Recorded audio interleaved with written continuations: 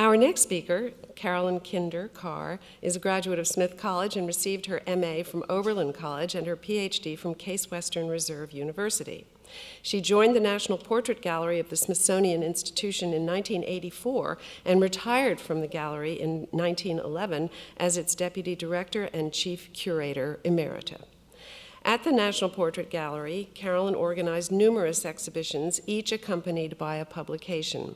And these included Gaston Lachet's portrait sculpture, Then and Now, American Portraits of the Past Century from the collection of the NPG, Hans Namuth Portraits, and Carolyn has served as co-curator of exhibitions that included American Art from the 1893 World's Columbian Exposition, Rebels, Painters and Poets of the 1950s, A Brush with History, Paintings from the NPG, Retratos, 2,000 Years of Latin American Portraits, Legacy, Spain and the United States in the Age of Independence, 1763 to 1848, and Capital Portraits, Treasures from Washington Private Collections. Carolyn's book, Alice Neal, Women, Many Women, served as the basis for the exhibition she organized for the National Museum of Women in the Arts. Before coming to the Smithsonian, Carolyn taught art history at Kent State University and the University of Akron. She served as art critic for the Akron Beacon Journal and was chief curator at the Akron Art Museum in Ohio, where she organized more than 40 exhibitions on contemporary art and photography. Carolyn has lectured extensively in the United States, as well as Japan, Korea, Great Britain, and Singapore. And in 2008, the Spanish government awarded her the Encomienda de la Orden de Isabel Católica. In the fall of 2012, Carolyn was the Leon Levy Fellow at our center. We love welcoming our former fellows back here, and here at the Frick. And she worked at that time on research for her book, Sara Tyson Hallowell, Pioneer Curator and Art Advisor in the Gilded Age. And that will appear this fall, published by the Smithsonian Institution Scholarly Press. And this is, in fact, the subject of Carolyn's presentation today, so please join me in welcoming her to the podium.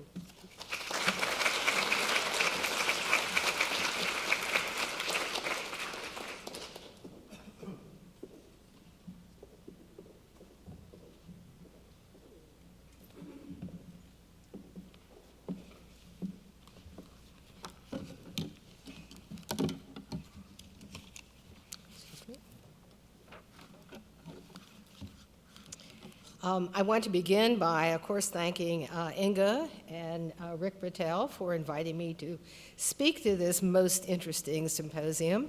And as she said, it is a kind of homecoming for me, because here I began work on the book of Sara Hallowell's longtime career. And it was here that I began to develop the database of the more than 250 paintings that are in the Bertha and Potter Palmer collection.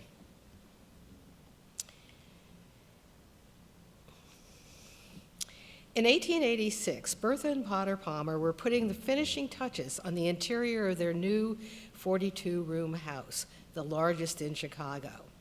That same year, they also began an addition of a room 90 feet long with a ceiling height of 44 feet that was to serve as both a ballroom and an art gallery.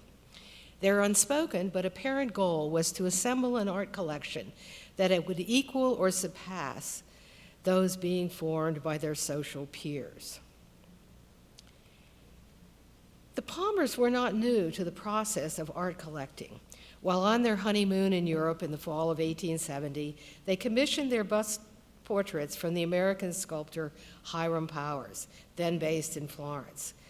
Sometime in the early 1870s, they acquired Harriet Hosmer's large 5-foot sculpture, Zenobia, Queen of Palmyra, which they lent to Chicago's first interstate industrial art exhibition in 1873. In 1878, they lent Thomas Buchanan Reed's equestrian portrait of Sheridan to the Calumet Club, a painting which was a tribute to their Republican affiliation and support for the Union. In 1886, the Palmers were in New York for the Mary Morgan sale at the American Art Association. There they published Rembrandt's 100 guilders print for $575, as well as etchings and engravings by other 16th and 17th century European artists. Bertha Palmer, known in her day as the Queen of Chicago, was a woman with an acute sense of style and a perfectionist. She soon realized that the paintings, sculptures, and prints that she and her husband possessed were inadequate for the space soon to be available to them. 90 feet long is a big gallery. She may have suspected, too, that many of the paintings they owned were not up to the standards of those being collected by their friends. As luck would have it, in early April of 1887, 3 weeks before the Palmers were to leave on a multi-month trip to Europe, Sara Tyson Hallowell returned from a 14-month stay in Paris. Bertha, accustomed to having only the best, whether it be furniture from Herder Brothers in New York or dresses from Worth's in Paris, realized that she now had access to another expert. Here was a person who could recommend galleries to visit, artists to consider, and perhaps even name special pieces that they should consider. Who, you might rightly ask, was Sara Hallowell? I've learned that many people, she is not a household name.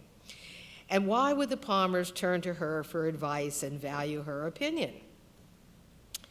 Hallowell was born in Philadelphia in 1846 to a distinguished Quaker family, one that traced its ancestry to those who had come to America at the time of William Penn. Her comfortable childhood was undermined by her death of her father when she had just turned 10, and by the Civil War, which physically and psychologically diminished her 3 older brothers, leaving Sara, the eldest daughter, quote, forced to toil, as one reporter so ineloquently described her professional life.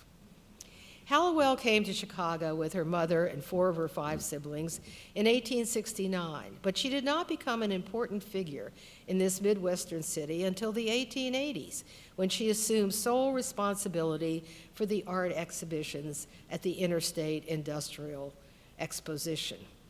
Local and national media gave Hallowell much praise for these exhibitions, which annually featured between 400 and 700 works of art. I hope every curator in the room will gasp appropriately at the thought of this monumental task yearly. Anyway, with the exception of 1886, when she was living abroad, another story, another time, Hallowell managed these exhibitions until the glass pavilion, shown in the upper left, which housed these shows, was torn down in 1891 to make way for a building that after the 1893 World's Fair would become the new home of the Art Institute of Chicago. And I just will say that the painting on the right was done, as I say, in Paris by Mary Fairchild, who is better known by her married name, Mary McMonnies. It was entered in the Salon of 1886, a great honor for the 28-year-old artist from St. Louis and her 40-year-old sitter. And the drawing that you see in the lower left was done by Anders Zorn at the time of the Columbian Exposition and published in the June 1893 issue of the nationally distributed Art Amateur, a clear symbol of Hallowell's prestige and power in the art world at the time. And I have to add, it's a drawing that I thought was lost, and I found because I was here at the Frick. Anyway, Hallowell got on well with the Palmers. She and Bertha were like 2 sides of the same coin, separated only by wealth. They were women of the same class. They were both intelligent, organized, and capable of managing large projects. Bertha firmly believed that Hallowell was a pioneer in a new field of work for women. She would later say of her, quote, "There is no man in America that has had her experience in securing exhibitions." Hallowell would later tell sculptor Auguste Rodin that Bertha Palmer was, quote, "the Isabella d'Este of my country, a woman with intelligence, taste, and fortune." What began as strictly a professional relationship became a lifelong friendship. When the Palmers returned from their 1887 trip to Europe, they were happy with Hallowell's recommendations. And in the following years, particularly in the next 6, leading up to the opening of the Columbian Exposition on May 1, 1893, the Palmers rarely bought a painting without Hallowell's approval or the knowledge that she would approve. Sara had a vision for their collection, which they embraced. She suggested that they create a collection of modern American and European art from 1850 to the present. It would, she argued, set their collection apart from those of other regional collectors. Only one artist led the Palmers to stray from this concept. From time to time, neither they nor Sara could pass up an opportunity to add a work by Eugene Delacroix. The Palmers did not add paintings by the Impressionists to this mix of American and European modern art until 1889, a year that found both Hallowell and the Palmers together in Paris. Hallowell was there to select paintings by expatriates for her 1889 interstate art exhibition, and the Palmers were there, like everybody else, to see the great universal exposition and, of course, to shop. After viewing the Mammoth Fair and marveling at the Eiffel Tower, the Palmers went art shopping and came home with at least 10 paintings. Included in what was a highly heterogeneous group were their first 2 works by Impressionists.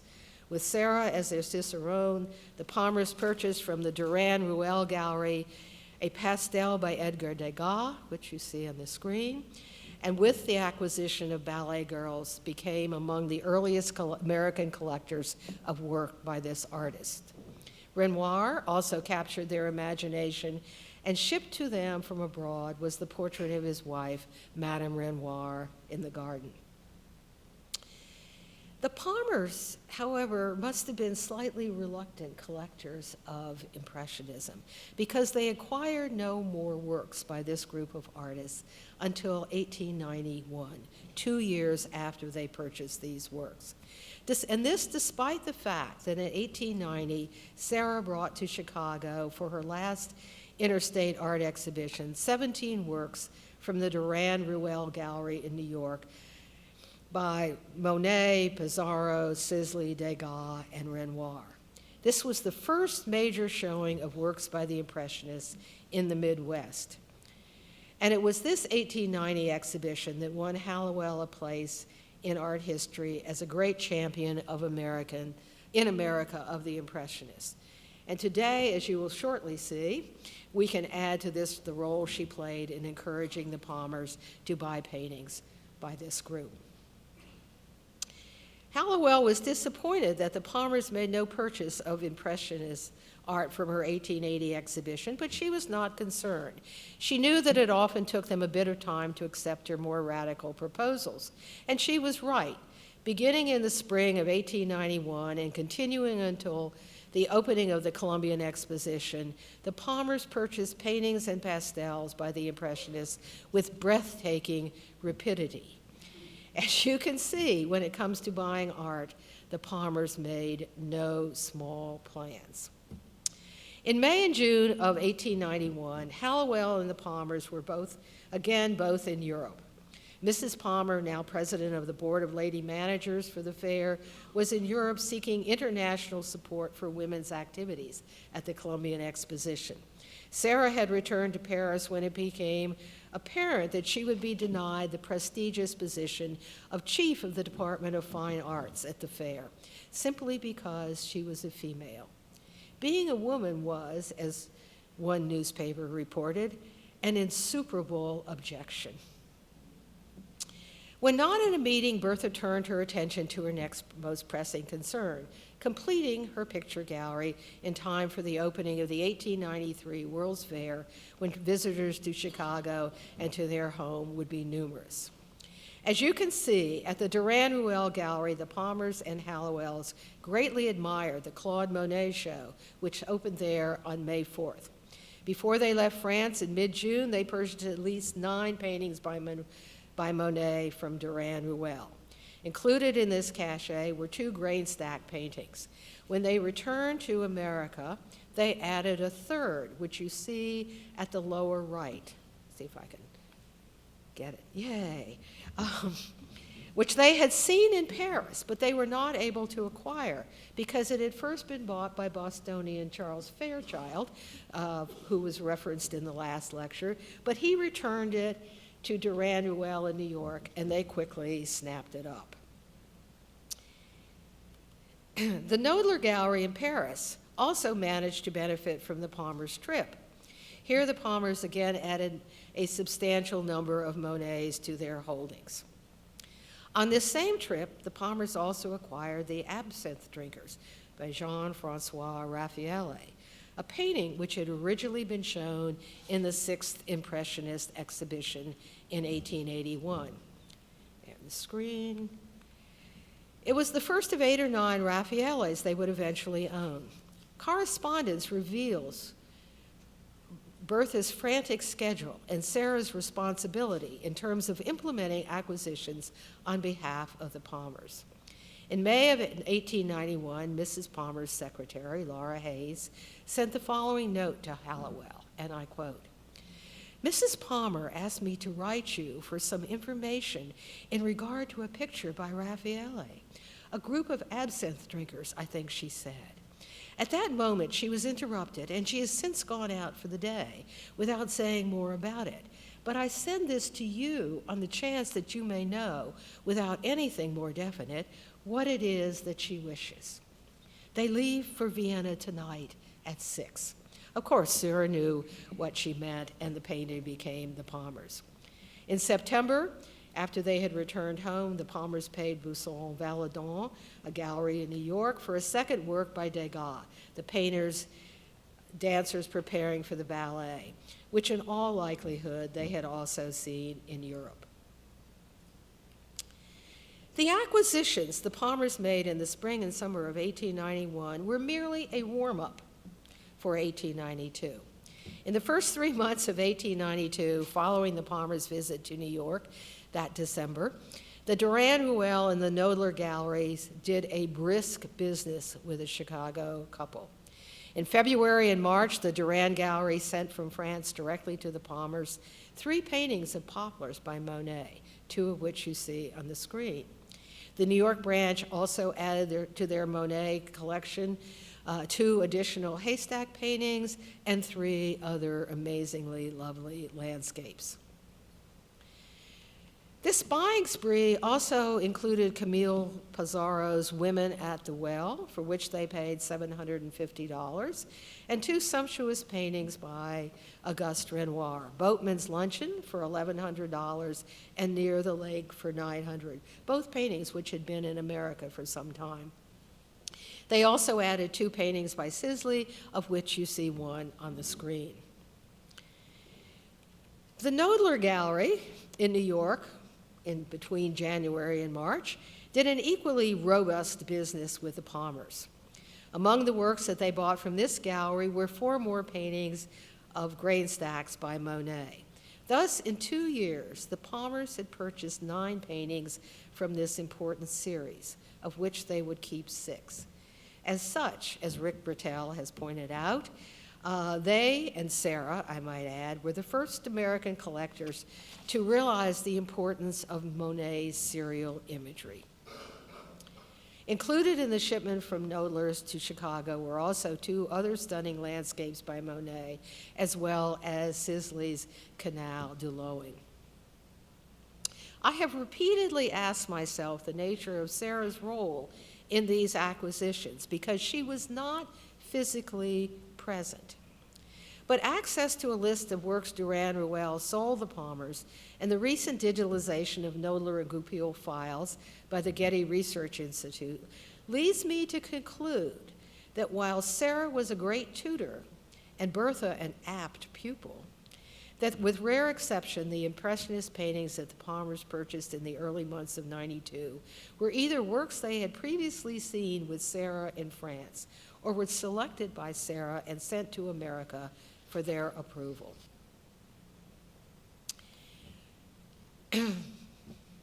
May of 1892 found the Palmers in Paris, and again in the company of Hallowell. At Durand-Ruel, the trio was warmly welcomed, and I would say deservedly so.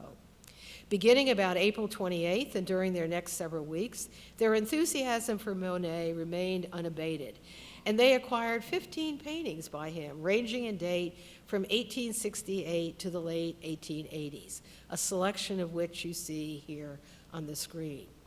What is striking here, and evident earlier as well, is the breadth of their interest in a wide variety of Monet's subject matter and paintings which cover a nearly 20-year period of his career.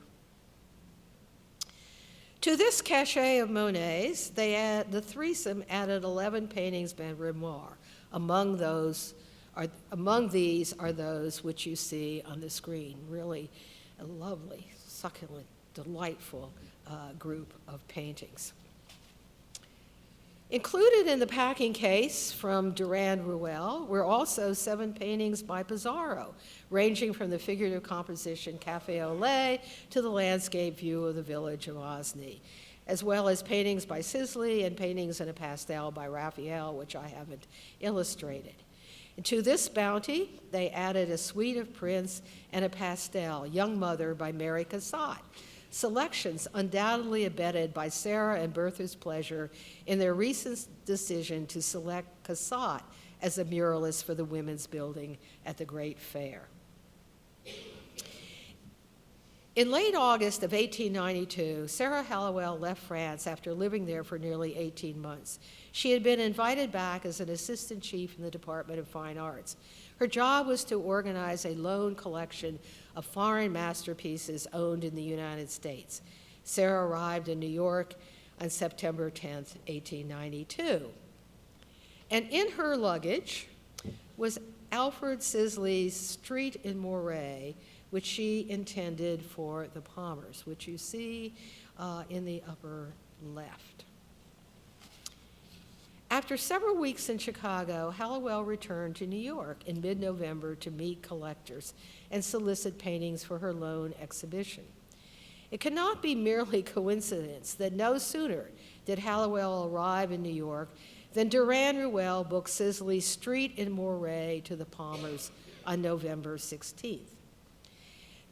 I find this bookkeeping detail reinforces my supposition about the relationship between Sara and Durand-Ruel in terms of her selecting works for the Palmers' approval, which they then sent to America through the gallery.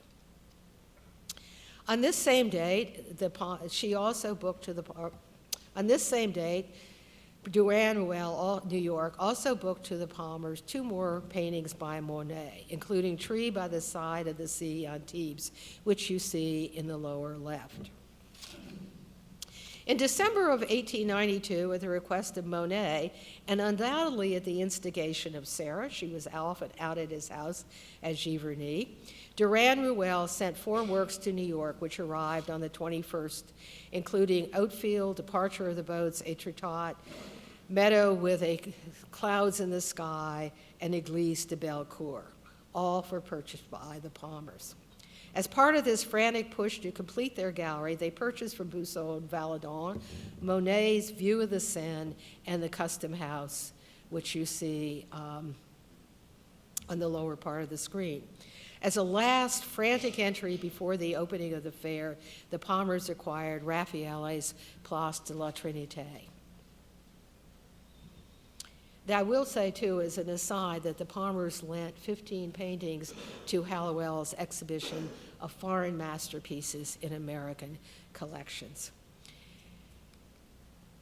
After the Great Fair ended, the Palmers' purchases slowed considerably, an understatement.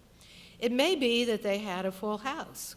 Moreover, the need to entertain and impress foreign and national visitors had diminished considerably with the end of the fair. And here you see their 90-foot view of their 90-foot ballroom, chock-a-block salon style, with the paintings that they collected. And in the back, if I can see, one of the reasons I kind of made a detail of the works that appear behind the curtains is in the upper right, you seem to see a painting which looks like Monet's Église de Bellecour. And Sara Hallowell was requested to reinstall the Hallowell collection after the fair was over, and I think she may have installed together a group of Monet paintings. In March of 1894, Hallowell returned to France, where she would live for the rest of her life. She must have asked to see the paintings by Pissarro that had been in the March 1894 exhibition of his work at Durand-Ruel. For in June of 94, the Palmers, who were not in Europe, purchased 2 more paintings by Pissarro, a landscape and a cityscape, Place du Havre. While she was living abroad, the Palmers also asked Hallowell to purchase a Manet from critic Theodore Duret and something by Bertha Morisot, but she had no luck, as far as I can tell, with any of these acquisitions. In 1896, the Palmers would add to their collection Manet's Races at Longchamp, which is a purchase from the Durand-Ruel Gallery in New York. And in France, in 1896, on their way to the coronation of Nicholas II as Tsar, everybody was going to the party, the Palmers acquired 3 pastels, one of which was Degas' wonderful Morning Bath. After what appears to me to be a hiatus of several years, in 1901 and early 1902, the Palmers, perhaps impelled by a desire to replicate the psychological pleasure they had experienced initially as they built their collection, or more likely to cash out the credit they had received from returning paintings, purchased several paintings by Monet.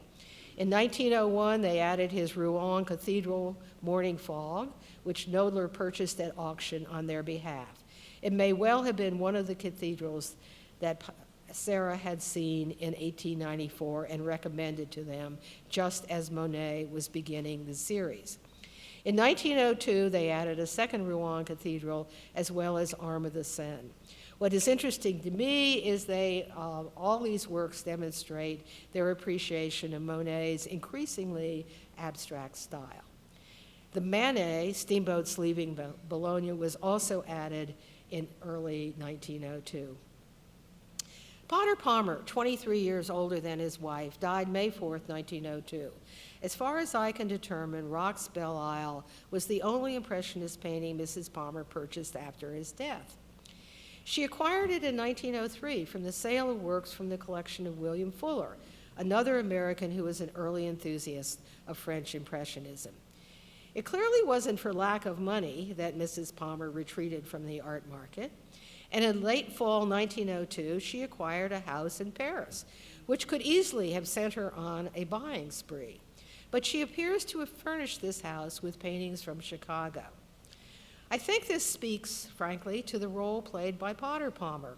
He was more than just a man who paid the bills, more than a man that was pleased that Hallowell's recommendations and Bertha's purchases turned out to be good financial investments, and if only he had lived to see how good. He was their cheerleader. He was a catalyst. He added a level of enthusiasm and encouragement which added to their pleasure when making acquisitions. With his death, an important psychological component of the process went missing. Hallowell and Bertha Palmer remained lifelong friends. They saw each other whenever Mrs. Palmer was in France. Shortly after she died on May 5th, 1918, 16 years almost to the day after the death of her husband, Hallowell wrote her cousin in Philadelphia, reminiscing about their friendship and noting that Bertha had thanked her for, quote, turning her and Mr. Palmer in the right direction in art matters. As many know, Bertha Palmer left a major portion of her collection to the Art Institute of Chicago, and her heirs added to her initial bequest.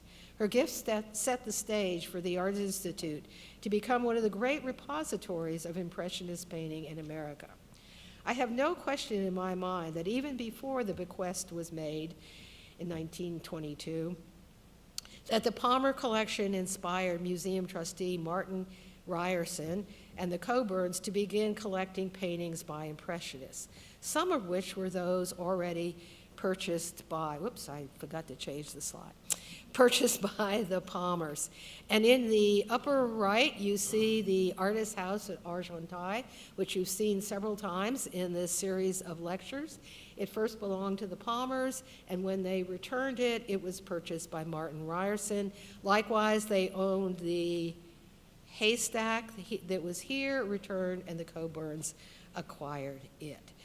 So they were exceedingly influential, not only in what they gave, but what they inspired others to do. Durand-Ruel, seemingly, was never unhappy when the Palmers returned to painting. Not only did the credit encourage them to buy more works, but other notable collectors quickly assumed possession of these paintings. Today, vestiges of the remarkable collaboration between Hallowell and the Palmers can be seen in other major institutions in America, including those in Boston, New York, Washington, San Francisco, and of course, Williamstown. Thank you very much.